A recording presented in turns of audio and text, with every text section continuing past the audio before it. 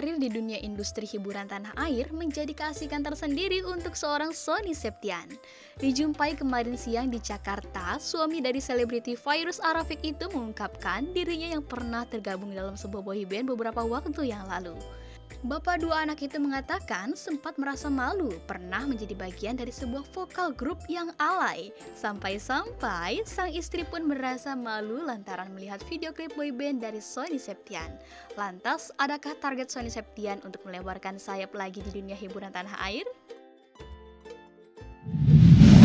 Sama anggota boyband yang pada saat itu dibentuk adalah yang paling lama di situ, yang nggak kepilih-pilih, bisa dibilang yang salah satu yang paling meramaikan acara itulah gitu kan.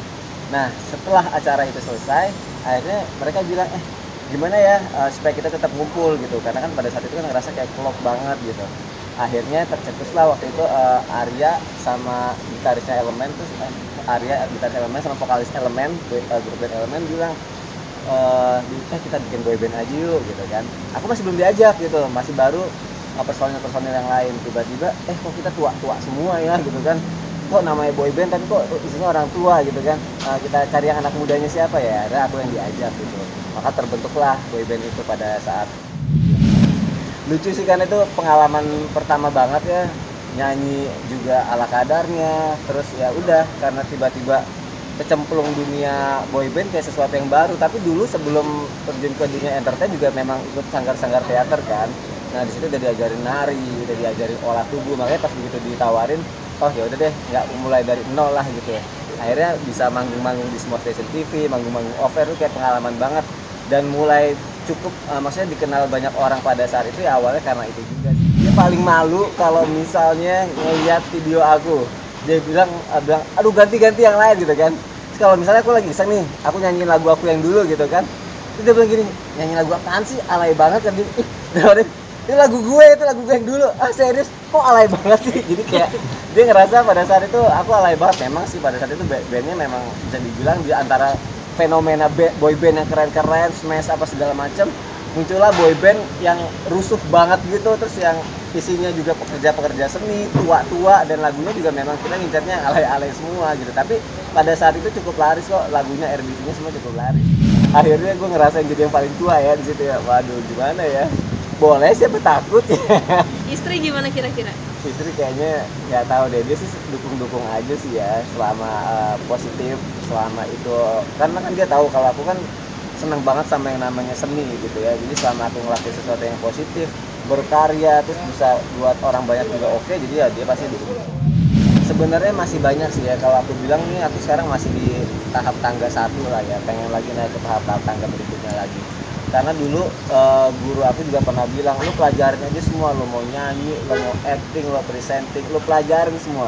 Nanti begitu Tuhan mengerucutkan semuanya, kemana kerjaan yang harus lu ambil, lu nggak harus mulai lagi dari nol gitu. Paling nggak lu punya basic, tinggal lu asah lagi. Dan itu terbukti, dulu aku pelajarin semuanya, tiba-tiba kita nggak pernah tahu, kok gue jadi boyband ya. Oh ya udah, akhirnya tinggal belajar sedikit-sedikit gitu kan.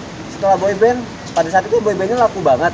Terus boyband itu dibikinin FTV gitu sama salah satu stasiun TV. Aku pemeran utamanya gitu kan. Udah nggak perlu belajar acting lagi gitu. Ternyata udah belajar pada saat itu. Jadi ya udah senang banget semua dipelajarin. Ya kemarin sih sempat dapat juga penghargaan. Alhamdulillah lah ya, ada apresiasi dari acting yang udah aku dapat penghargaan juga di Festival Film Bandung itu. Ya sekarang pengen aja, sekarang kan lagi mulai belajar coba ke dunia host gitu ya. Semoga bisa mulai terus lah seperti kayak senior yang lain gitu, karena masih belajar banget sih. Ya 2020 sebenarnya pelajaran sih ya buat aku, buat Fairuz juga gitu. Dimana mungkin kemarin banyak masalah bertubi-tubi, ada kesedihan juga gitu kan. Tapi akhirnya kita pelajari, oh ya udah mungkin ini yang terbaik buat kita, menatap 2021 lebih baik lagi.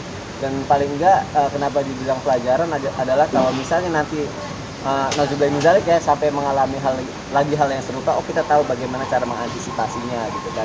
Dan di 2020 ini bersyukur banget punya banyak kenalan baru, orang-orang baik yang akhirnya menjadi sosok, gue bisa banyak belajar dari orang itu. Karena sebuah masalah terjadi, tapi pada saat itu juga ada orang baik yang berusaha menolong gitu. Dan akhirnya senang banget ketemu orang-orang itu. Makanya harapannya di 2021 semuanya lebih mudah lagi lah, karir, hubungan rumah tangga, kesehatan, semoga semuanya juga lebih dilancarkan lah, dan juga pandemi ini berakhir, jadi semua merasakan kebaikan.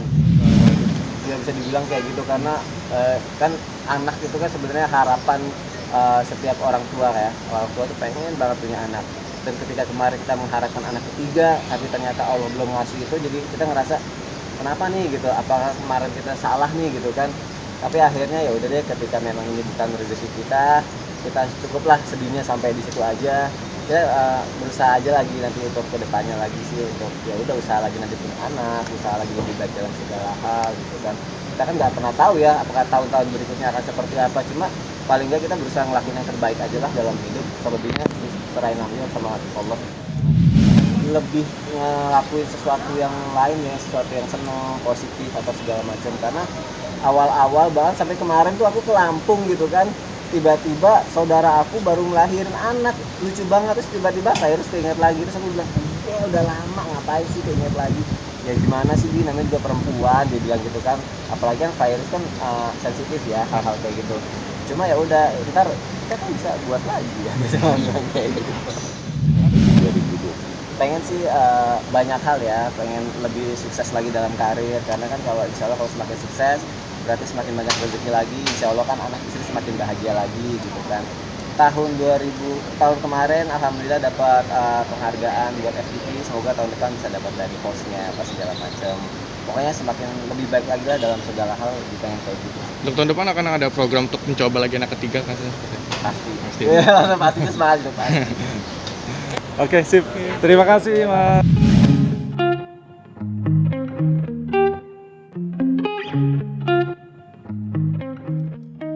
Nah, pemirsa, tidak terasa cerita selebriti menemani pagi kalian semua. Gimana nih tadi berita dari para selebriti tanah air? Seru-seru dong pastinya.